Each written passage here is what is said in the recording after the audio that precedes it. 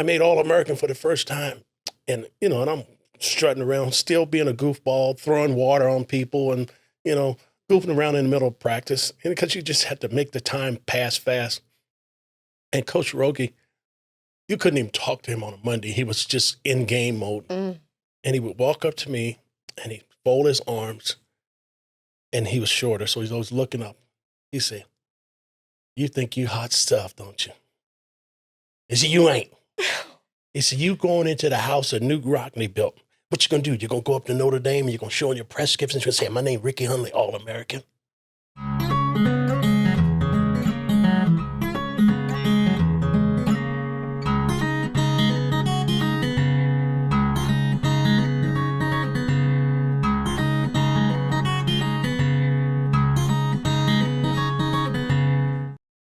Welcome to Life on the Streetcar. I'm your guest host today, Brittany Battle, and we have a very special treat for you.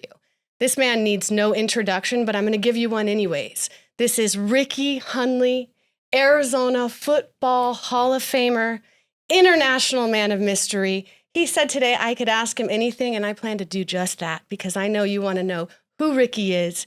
You're dying to know about the football season, which is coming up soon, and we're going to get right into it. Ricky?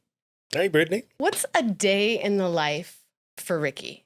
You have an incredible job, an incredible history behind you, and I want to know, what's it like? Well, look, I come from very, very, very humble beginnings. I'm one of 10. There were 7 boys, 3 girls. It was like 45 foster brothers and sisters. And it was funny, when I was growing up, people used to ask me all the time, "Oh, you were such a good football player. Who was your idol growing up?" I'm like, "It was my mom." I'm like, "Your mom?" I'm like, "Yeah, my mom was a beast. She could do anything." It was a challenge raising that many kids, but they turned the lights off, she turned them on. They turned the water off, she figured a way to turn it back on. She was a survivor. And so she instilled a lot of things in us, just, never quit. You can do anything you want to do. And, you only had 2 rules with her: don't lie to me and don't steal. So we could kill somebody and we worked that out. But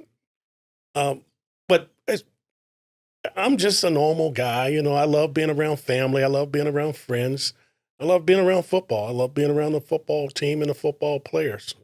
He says he's a normal guy, but he was also first draft pick in the NFL. So,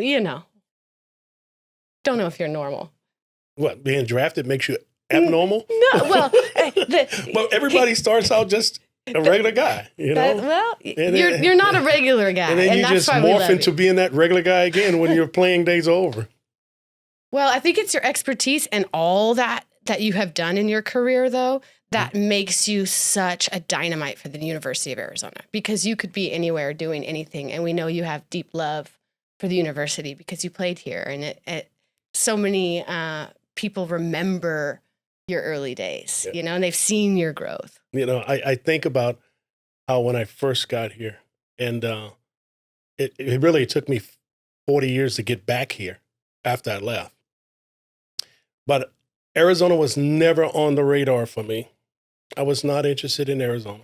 I got a call because my linebacker coach in high school, his name was Mo Odenwelder, he walked on here in the 60s, and he was on the football team. So now he's my linebacker coach in high school, and he calls out here and he talks to the the sports information director. His name was Frank Salters. And he said, "There's a football player you guys need to be recruiting in Petersburg." And so Tony Mason was the coach. He sent out Bob Davies to recruit me. Bob Davies came out, and I told him, I said, "Look, man, I don't know anything about Arizona. Only thing I know about Arizona is the cartoon, the Coyotes, and the Roadrunners, and I'm not really interested." So, how did he get you? He left. Okay. So now I'm being recruited by everybody: Notre Dame, Nebraska, Ohio State, Carolina, and we win the state championship.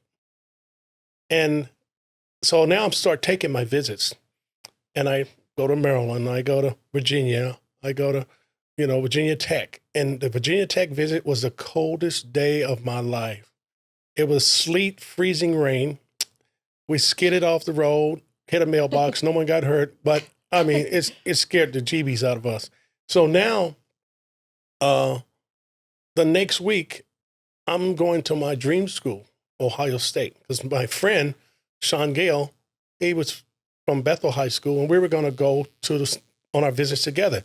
Well, Sean's brother, Jimmy Gale, was also on the Ohio State team as a running back. And naturally, we're going to go, we're going to enjoy, we're going to commit, we're probably going to go to school together. Well, the next week I'm supposed to go to Ohio State, they had a snowstorm. And I'm like, I'd never been on a plane before in my life. So I was like, I'm not getting on a plane in the snow. So I called back out to Arizona. I said, look, I'll take the visit and come to Arizona, because I found out my mother's sister was stationed out here at Fort Huachuca. And I said, I'll get to see my auntie. So I figured I'll go out there and see her, and I won't go, you know. So I get here, it's 85 degrees in February. Palm trees, mountains, beautiful girls, dolphin shorts. I was in love, but I still was not sold on Arizona. I was a baseball player, and I played baseball. And so there, Coach Mason's doing the pitch recruiting, and we're in the Wildcat Club overlooking the baseball field. Terry Francona's pitching, and I'm watching. I was a pitcher. And so he comes over and he said, hey, you play baseball, don't you? I said, yes, sir. He said, well, you can play. Yeah. I said, no, I can't. He said, who told you that? Well, I said, Notre Dame, Nebraska, Ohio State. They say if you play a scholarship sport, you have to go to spring ball for that sport first before you can play a second sport. He said, no, if you're good enough to play, you can play. I said, oh. I said, can I use your phone? He said, yeah. Can I call my mom? I said, yeah. I said, Scholar cancel Notre Dame, Nebraska, and Ohio State. I'm going to Arizona. So you heard it here first, folks. Mm-hmm. He came because the weather was beautiful, the temp, the ladies, the opportunity was shining down here for you. And thank goodness, because now we can have you back. Yeah. Now we can have you back. You know, when I got here, I was homesick because it was like I was so far away from home. I've never been that far away from home. And I wasn't the starter anymore. You know, you're in high school, you're the best player, you're playing. I'm like third team. I didn't think I was going to play. And I had a coach, and he said, just run. He said, you can run and you're here, just run. And I had worked my way up to second team. So by the first game of the season, I was on all the special teams running up and down the field. Okay. By the second game, the senior in front of me, Jack Housley, he hurt his back, and I had to start. I wasn't ready, but I had to start. I only graded out 40% because I didn't pay attention like a starter would. And I played against the number one team in the country. It was UCLA. Alabama lost at halftime, so Alabama was 1, UCLA was 2, so now UCLA is 1. And we're playing them, and I'm starting as a freshman in my second game of my freshman year. And like I said, I only graded out 40%, but I had 12 tackles and 3 sacks. I was Pac-10 player of the week, started every game the rest of my career. For someone that's living under a rock and that hasn't been following your football career, which I doubt is anyone, tell us, give me a snapshot. Like, give me 30 seconds, Ricky. It's going to be hard for you, but you can do it. 30-second of your history with sports, specifically your football career. Give us paint the picture from 30,000 foot. If you can. Say, I love Petersburg, Virginia. I went to the University of Arizona. Was the first ever highest draft pick in the history of the school, the first ever college football Hall of Famer, first ever 2-time consensus All-American. I played in 2 Super Bowls with Denver. I was a player rep. I forced a trade. I got drafted by Cincinnati, traded to Denver. After Denver, I became a player rep. They traded me to the Cardinals in Phoenix. After 1 year at the Cardinals in Phoenix, I was the vice president of the union. They cut me, and I went to the Raiders. I was in L.A. with the Raiders for 2 years, and I finished up there. Then I started coaching at USC, and I went to Missouri for 7 years, and Florida for 1 year, then the Washington Redskins for 1 year, then Cincinnati Bengals for 6 years. Keep going, Ricky. The UFL We're here for it. For 2 years with Denny Green. And then I was out of coaching, selling LED lights and recruiting boxers to box. Then I went to Memphis for 2 years, and I came back, and I worked for a billboard company for 5 years. And then I came back to the U of A, my alma mater, 5 years ago. And we're so glad that he did, because now he's taken the U of A football by storm. He's connecting with players. He's giving them a leg up for their careers and for their just life skills in general. And I can't wait to dive into some of that for you guys, because not only has he predicted that the U of A football team's going to win 8 games this season, which I will hold him to it, which they begin on the 30th of August, by the way. So if you guys are watching this, please track the schedule, come to the games. But I want to get into that a little bit if we can. Yeah. What do we have to look for in this season? What's exciting? What do we need people to know? Because I'm going to be at the games and I'm going to be having a great time, and I want to see others coming out to support our team. So what do we need to know? Well, first of all, we need to have our seats full with Brittany's. Ooh! People that are yelling and screaming and right. cheering for their team. We're in a new conference. We're in the Big 12 conference. And I'm telling you, the support that these teams in this conference get from their fans is unbelievable. Vital. I mean, they travel, they show up, their stadiums are sold out. And these are little towns of 30,000, 40,000, 50,000 people in the town. We got 1 million people. Right. We got 50,000 students. Come on, what are we talking about? Right. If this is your team and you're going to support your team, show up, stay there the entire game, because it means so much to the players. That 12th man is an advantage. I don't care what you say. It's an advantage. I get chills right now thinking about when I was playing and we're beating UCLA. There were no one in the country. We took them down because of the people.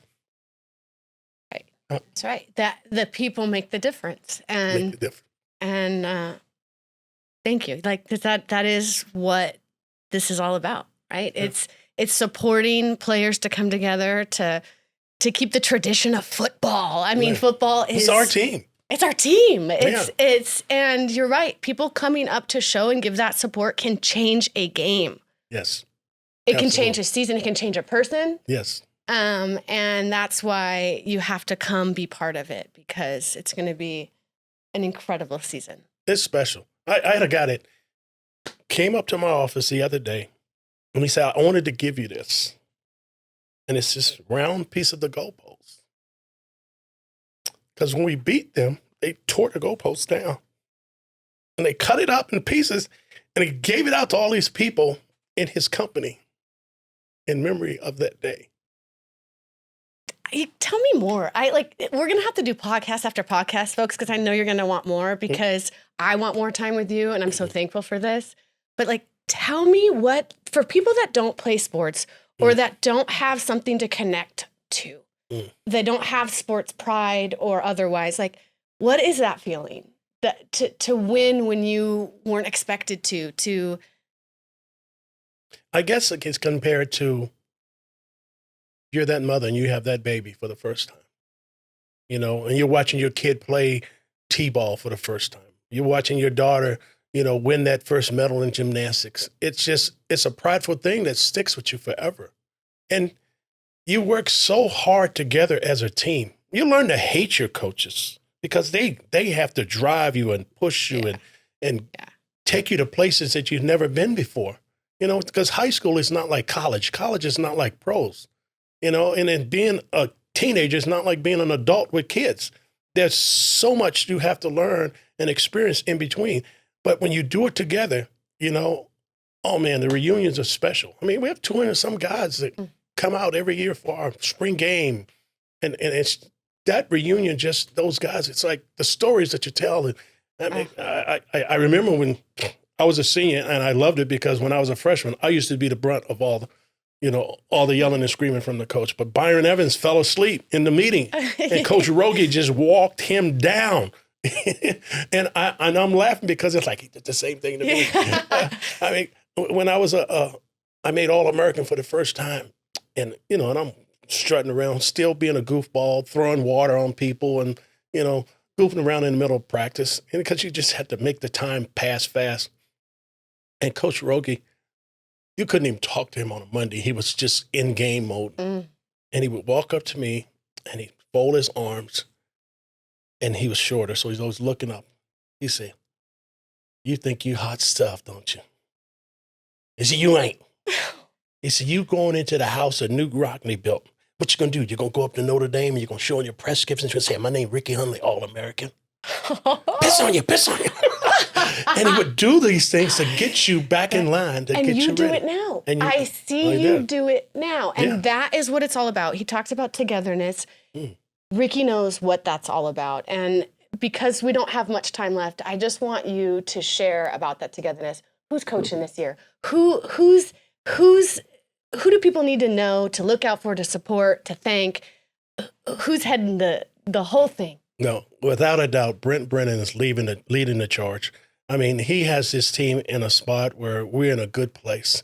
I can be honest with you and say, starting a season out with 50-something new players on your roster, I was very, very, very concerned. Who do we look out for? I've never seen this before, but with the advent of the transfer portal, and you got new players, I just didn't think it's going to work. But what the strength coach, Colin Curl, did with those guys in the offseason, I mean, he drove them hard.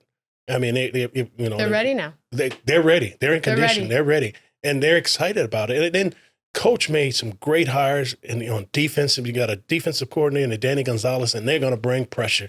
I remember with Rocky Long, the way they used to bring pressure at San Diego State.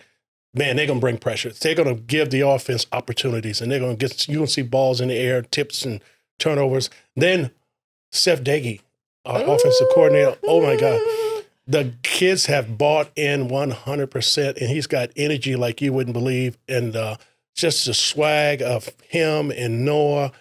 Yeah. It's going to be a good season. It's going to be a good season. You guys have to come. I'm telling you, don't miss it. You'll see it the first game in Hawaii. It'll be sold out. Let's come bring the pressure. You need to get there now, get your tickets, get in your seats, get ready. And the more games we sell out, the more games we're going to win. That's right. Because that 12th man is going to be special for us. That's right. You heard it. Let's find out how you can follow the team. You can follow all the cool things that are going on. Ricky, where can they find it all?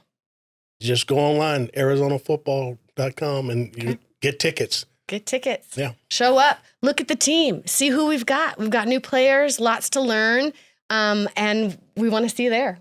We'll be there. You know it. All right. Thank you. Thank you.